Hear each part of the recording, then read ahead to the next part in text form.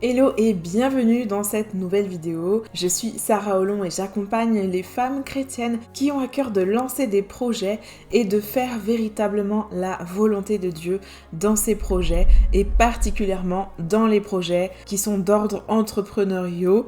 Donc des projets de business, voilà, je les aide à avoir une entreprise qui rayonne, qui les reflète et qui attire leur audience d'une façon naturelle, éthique, authentique selon les valeurs de la Bible. Alors c'est parti, aujourd'hui on va parler d'une chose super importante. Es-tu prête pour oser et servir Dieu au travers de ton business? Ok, alors d'abord définissons servir Dieu. Qu'est-ce que ça veut dire servir Dieu de façon très concrète? Voici la définition que j'ai trouvée.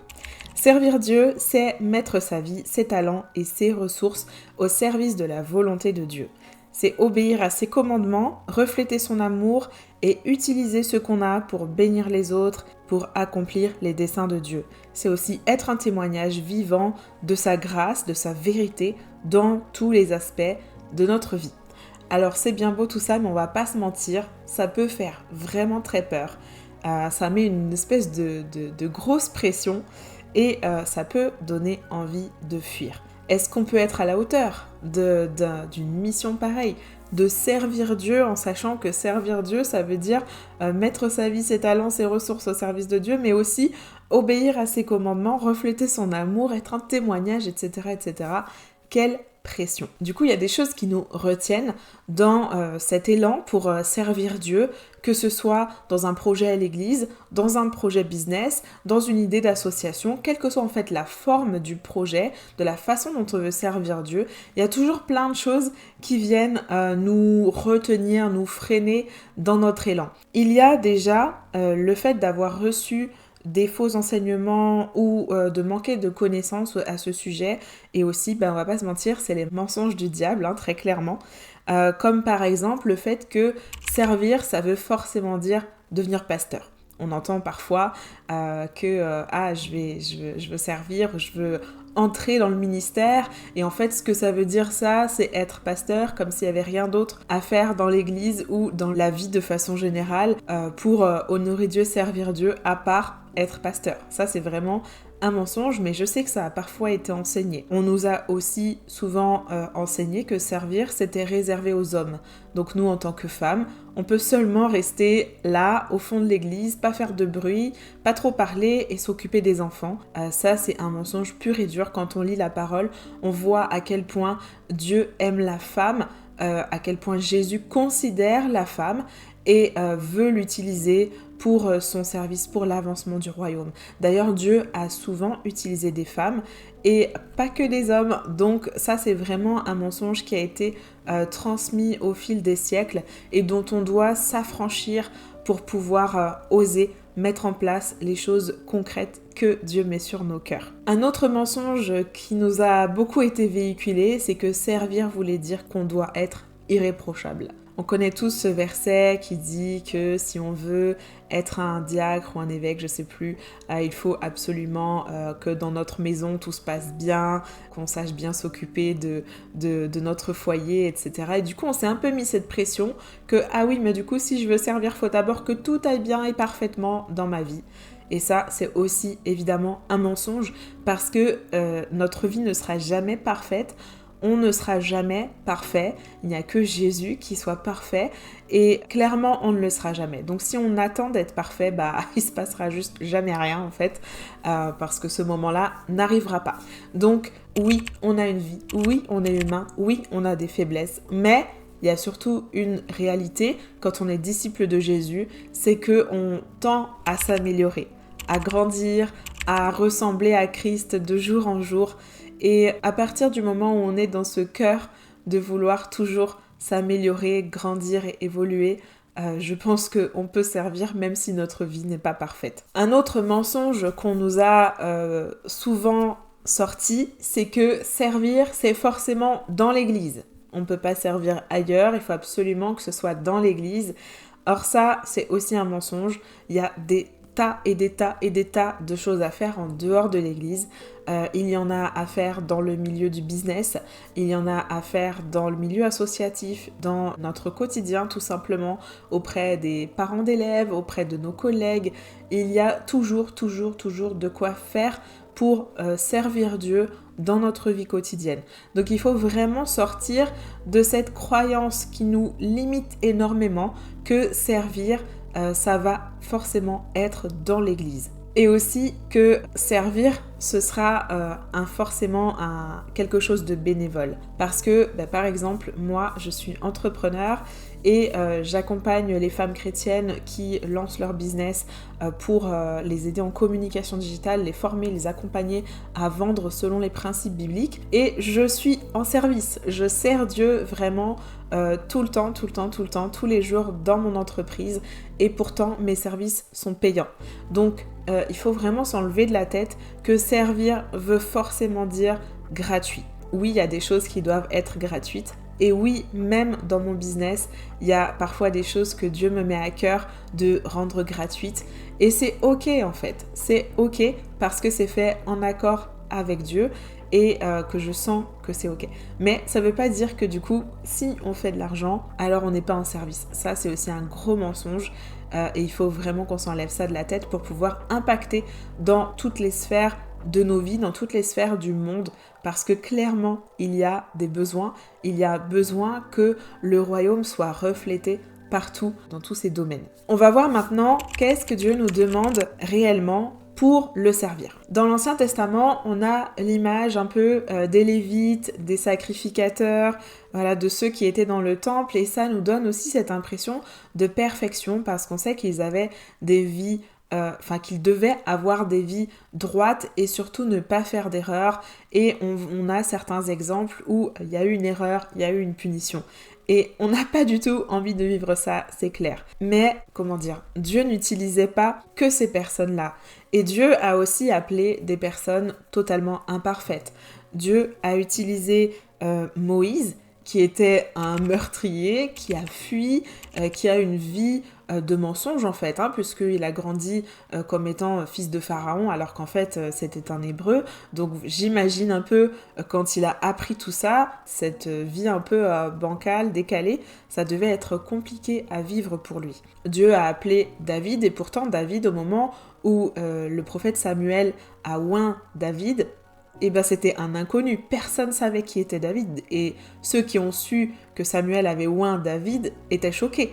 Donc on a aussi cette notion-là que c'est pas, il faut pas que tu sois quelqu'un pour que Dieu t'appelle, au contraire, Dieu t'appelle d'abord quand tu n'es personne. On a aussi l'exemple de Gédéon qui était complètement incrédule, si je peux me permettre de le dire comme ça, et qui a demandé à plusieurs reprises à Dieu de lui confirmer que c'était bien ça, que c'était bien ça, que c'était bien ça, et qui ne croyait pas qu'il serait capable parce qu'il se sentait trop petit, parce qu'il était personne, encore une fois, au sein des tribus. Bref, Gédéon aussi, c'est un super exemple auquel on peut s'identifier. Et puis on a Esther. Elle aussi, à la base, elle était entre guillemets personne. Vous entendez bien quand je dis personne, c'est pas méchant, mais elle n'était pas connue, elle n'était pas du peuple qu'il fallait à ce moment-là, et pourtant elle a été élevée au rang de reine. Et quand elle a dû agir, elle a été remplie de peur. Et elle a négocié aussi avec Mardoché. Quand Mardoché lui disait d'aller parler au roi parce qu'il fallait absolument agir pour le peuple juif, elle a eu peur et elle a négocié. Donc vous voyez, il y a plein de personnages auxquels on peut vraiment s'identifier et où on voit que finalement, servir Dieu, ça ne demande pas d'avoir une vie parfaite, une vie irréprochable ou une connaissance de Dieu qui soit irréprochable. Et dans le Nouveau Testament, on voit aussi que Jésus appelait des personnes en l'état actuel de leur vie. Jésus n'attendait pas que les personnes qu'il a appelées d'abord se convertissent, puis deviennent des chrétiens parfaits, etc., etc. Non, Jésus les a pris là où ils étaient, il les a emmenés avec lui et quasiment tout de suite, il les a mis à son service. Et ils œuvraient ensemble en fait. Ils œuvraient ensemble même si leur vie était imparfaite, même si leur tempérament était imparfait, même s'ils n'avaient pas encore été complètement changés, transformés par leur proximité avec Jésus. Pourtant, ils étaient déjà à son service. On a vu plusieurs fois les disciples qui se sont chamaillés pour savoir qui avait raison, qui était le meilleur, qui était le préféré. Des disciples qui ont voulu éloigner la foule alors que la foule voulait parler à Jésus et que Jésus voulait s'occuper de cette foule. Les disciples qui ont essayé d'éloigner les enfants. Bref, on a vu des disciples complètement imparfaits dans lesquels on peut totalement s'identifier. Et j'aimerais maintenant te partager plusieurs étapes pour savoir si tu es prête à servir Dieu, à oser y aller et aussi t'indiquer en fait les choses qui te seront nécessaires si tu sens qu'il est temps d'y aller. Alors premièrement, l'amour. L'amour, c'est la base de tout, je pense que tu le sais et que c'est pas la peine que je m'étende trop sur le sujet, mais vraiment, l'amour, c'est la base de tout. Premièrement, tu es aimé. Tu es aimé par Dieu, qui t'a racheté, qui t'a libéré. Libéré, ça veut dire qu'il a payé ta rançon. Il a payé ta rançon. Toi, moi, nous, on devait en fait subir la mort parce que nous sommes pécheresses. Mais Jésus a payé notre rançon. Et grâce à son sacrifice à la croix, nous sommes libérés, pleinement libérés. Et c'est écrit dans 1 Corinthiens 6 au verset 20 et dans plusieurs autres versets de la Bible, mais je vais juste lire celui-ci brièvement, qui dit tout simplement « Vous avez été rachetés à grand prix ». La parole, elle est claire sur ce sujet et il n'y a pas de débat possible et imaginable. Tu es aimé. Il y a un verset aussi qui dit que Dieu nous a aimés le premier. Et du coup, par ce sacrifice, nous, on devient des reines. Des reines parce que nous sommes des filles du roi des rois. Parce que nous sommes co-héritières de Christ qui est le roi. Mais attention, nous sommes servantes parce que Jésus était roi serviteur. Et nous sommes servantes, il était serviteur aussi parce que il y avait l'amour. J'aime à mon tour. Parce que Dieu m'a aimé le premier, j'aime à mon tour. J'aime Jésus et j'aime les autres. Et parce que j'aime, je veux obéir à Dieu, je veux répondre à son appel, aux rêves qu'il met sur mon cœur. Et parce que j'aime les autres, eh bien je veux les servir. C'est l'amour qui fait tout ça en fait. C'est parce que Dieu m'a aimé que je suis guérie, libérée et que je peux servir. C'est parce que j'aime Dieu que j'ai envie de faire ce qu'il me demande. Et c'est parce que j'aime Dieu que j'aime les autres. Et c'est parce que j'aime les autres que j'ai envie de les servir au travers de ce que Dieu me demande. T'as compris le gros micmac? En gros, c'est ça. Le deuxième point, c'est la foi. La foi, c'est quoi? C'est pas juste croire en Dieu, pas croire qu'il y a un Dieu qui existe dans ce monde et qui a fait toutes choses. Voilà, il y a plein de gens qui ont la foi si on le voit uniquement sous cet angle-là. Mais avoir la foi, c'est aussi croire Dieu. Et croire Dieu, c'est pas du tout la même chose. Par exemple, si je dis que je crois en mon mari, ben je sais que mon mari est là et qu'il existe. Mais si je dis que je crois mon mari, ça veut dire que ce que mon mari dit, je le crois sans douter. Donc il y a vraiment cette distinction-là qui est à faire. C'est pas juste avoir foi en Dieu, c'est aussi croire Dieu. Donc ce que dit Dieu, ce que me dit Dieu et ce que dit la parole de Dieu, la Bible. Donc puisque je crois Dieu, je crois ce qu'il dit, je crois que ses plans sont parfaits, je crois qu'il a raison et que quand il me donne une idée, quand il me mandate pour quelque chose, il a raison. Et même si je ne crois pas que ce soit possible parce qu'on a tout un tas de pensées limitantes, eh bien, pourtant c'est la vérité. Donc, cette foi, c'est ce qui me permet de lui faire complètement confiance. C'est ce qui me permet de croire qu'il sera avec moi dans tout ce que j'entreprendrai parce que c'est écrit dans la parole. Parce qu'il l'a dit et qu'il ne se repent pas de ce qu'il dit. Parce que ce qu'il dit est vrai. Et c'est aussi croire qu'il pourvoira à tous mes besoins, quels qu'ils soient, durant ce projet. Donc si j'ai une idée, par exemple, pour servir dans mon église, c'est croire qu'il sera avec moi quand je vais aller faire les démarches, quand je vais aller parler au pasteur ou à des gens. C'est croire que je ne manquerai pas de fonds pour le faire. Si le projet qu'il me confie, c'est de lancer une entreprise, c'est croire que même si aujourd'hui je ne vois pas l'argent, il pourvoira. C'est croire que même si aujourd'hui je ne sais pas qui va gérer telle ou telle partie, il pourvoira. Et du coup, on arrive à la prochaine étape avec ça, c'est que parce que j'ai la foi, j'obéis. Mon point numéro 3, c'est l'obéissance. Je l'aime, je le crois, je fais ce qu'il me demande. Et je fais ce qu'il me demande quand il me le demande.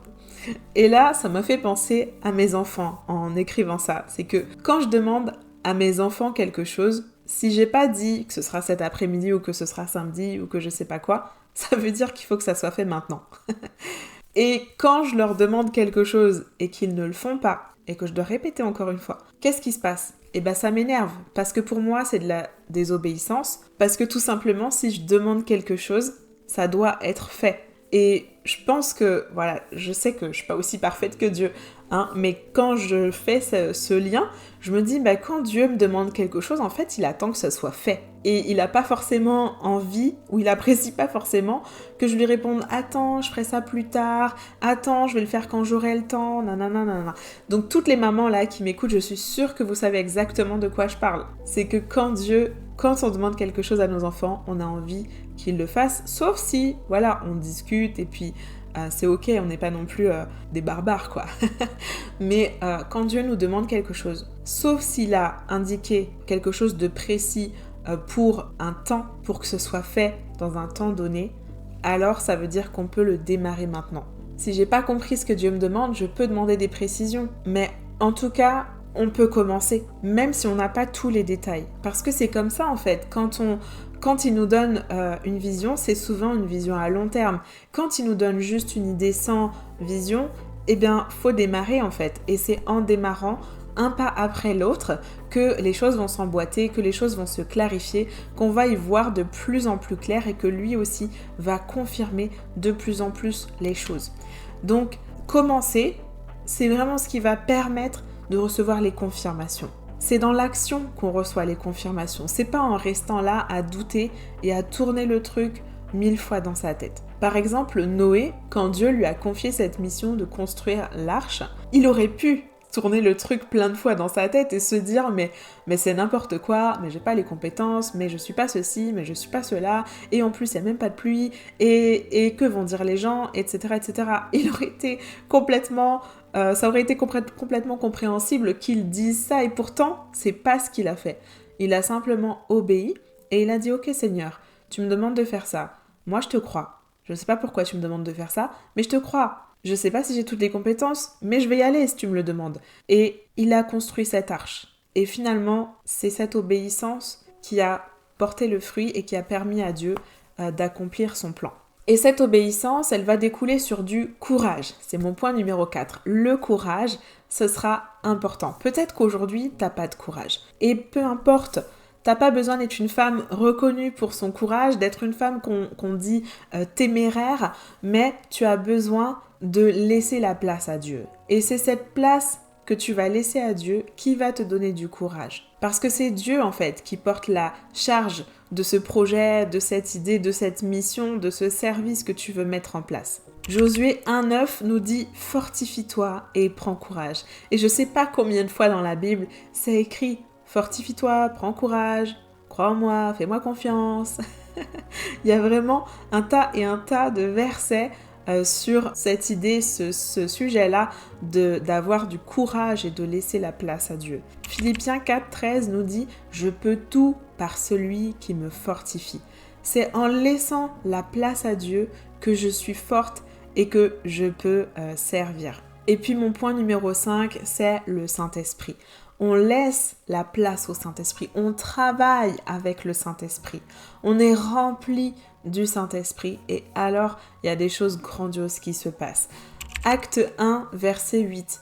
Vous recevrez une puissance, le Saint-Esprit, survenant sur vous, et vous serez mes témoins à Jérusalem, dans toute la Judée, en Samarie et jusqu'aux extrémités de la terre. Le Saint-Esprit, non seulement c'est notre connexion directe avec Dieu, c'est celui qui nous conduit, qui nous dirige, qui nous console, qui nous réconforte, qui nous fortifie.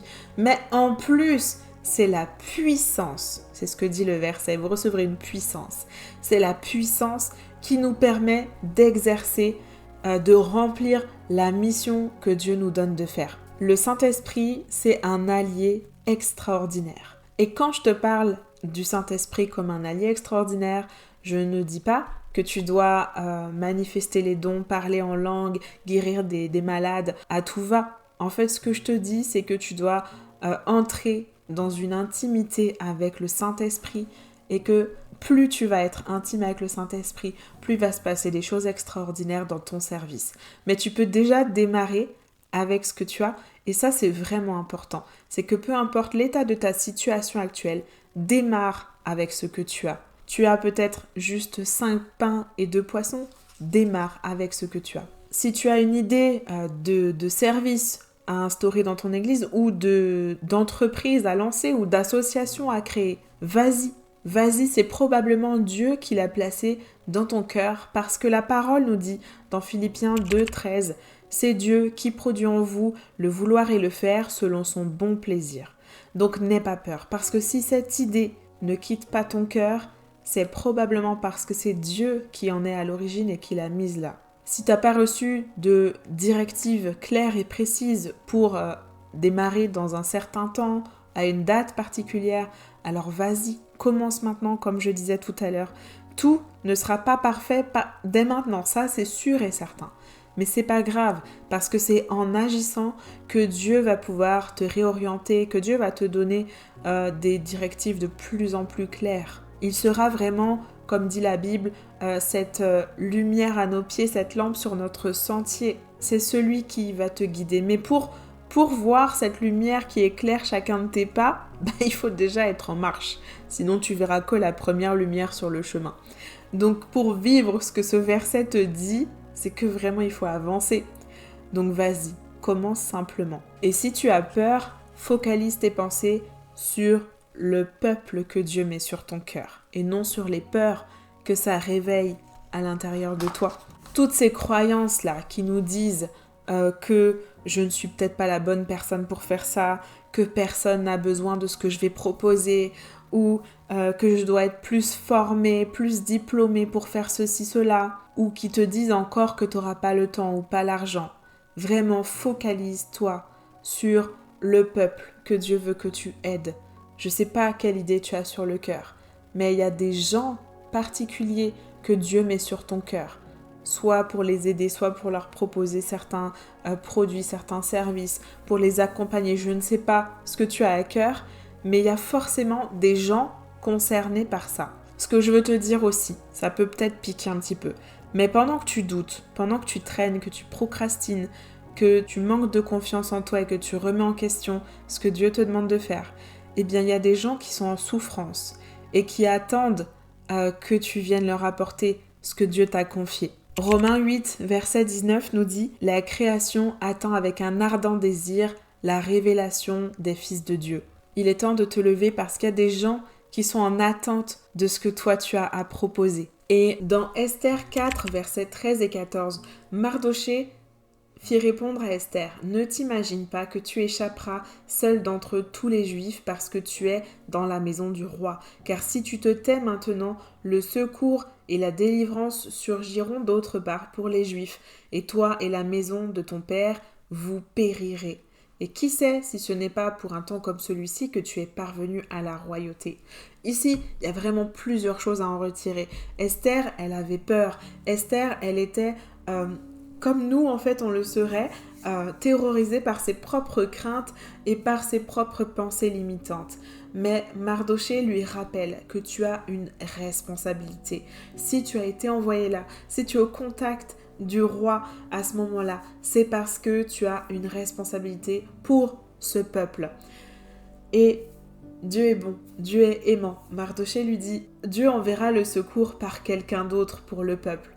Mais par contre, toi et ta famille, vous allez payer pour cette responsabilité que tu n'as pas voulu assumer.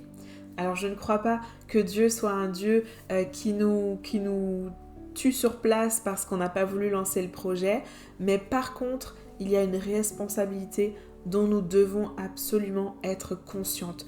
Dieu nous a mandatés pour quelque chose, il y a un peuple qui a besoin de nous et c'est super important qu'on comprenne cette responsabilité et qu'on agisse. Et je voudrais terminer en t'encourageant avec ce verset dans Ésaïe 6, verset 8, qui nous dit « J'entendis la voix du Seigneur qui disait « Qui enverrai-je et qui marchera pour nous ?»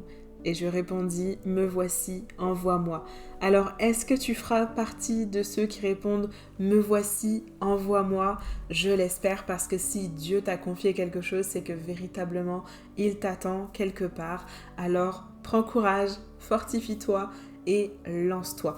Et si tu souhaites être accompagné, sache que j'ai un programme qui s'appelle Lance-toi et qui te permet d'être complètement drivé, d'avoir les étapes pas à pas pour pouvoir construire cette entreprise que Dieu t'appelle à lancer. Tu sauras exactement par où commencer, comment définir ta vision, comment savoir exactement à qui tu dois parler et quels sont les premiers pas à faire en communication et comment faire ton site internet, tes pages de vente, comment présenter tes offres, comment fixer tes tarifs. Bref, tu auras absolument tout et tout sous le regard de Dieu, parce que c'est vraiment ça, moi, qui m'intéresse. C'est pas de rajouter une formation business supplémentaire, il y en a déjà assez comme ça partout à travers le monde, mais moi ce qui m'intéresse c'est de t'aider à développer ton business en étant main dans la main avec Jésus et de pouvoir faire sa volonté même dans ton entreprise.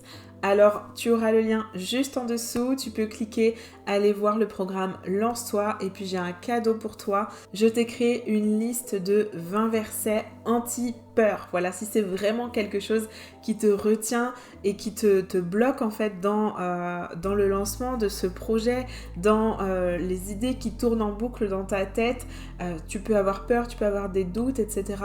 Et donc je t'ai confectionné ce petit document super simple mais avec 20 versets tellement puissants qui vont te permettre de combattre la peur. C'est un téléchargement totalement gratuit, tu as juste à cliquer dans le lien qui s'affiche en bas dans la description. Je te souhaite une belle journée et n'oublie pas, ce que Dieu a mis en toi est trop précieux pour rester caché.